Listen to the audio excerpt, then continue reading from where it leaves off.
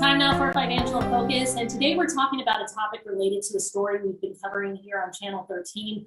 A millionaire investor here in Las Vegas is suing a man who is accused of running a multi-state Ponzi scheme for the past 5 years. Joining us to explain in more detail what these schemes are is KTNV financial analyst Steve Budin. Steve, thank you so much for being here with us.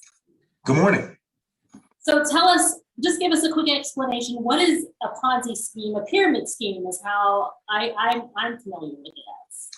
Yeah, a pyramid scheme and a Ponzi scheme are really the same thing. The name Ponzi comes from this guy, Charlie Ponzi, who ran one of these things early in the 20th century. So he has the nefarious connection, having it named after him.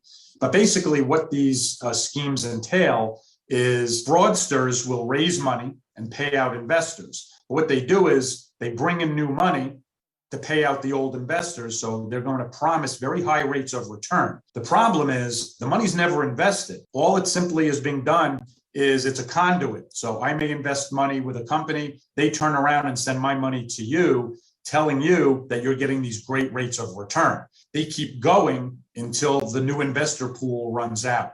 And once they run out, there's no more money and the whole thing collapses. How can we protect ourselves from getting involved in these schemes? There was a lot of residents who got caught up in this scheme. It was $300 million worth. Now, if the investors had just done some basic things, some basic research, they could have avoided getting involved in this. Number one, the two principals that were involved in this Ponzi scheme had no securities licenses. So by doing a simple background check on these guys, you'd realize that they weren't licensed to sell any securities. Number two, if you did some homework on the names of the companies, they didn't have any insurance. They weren't bonded.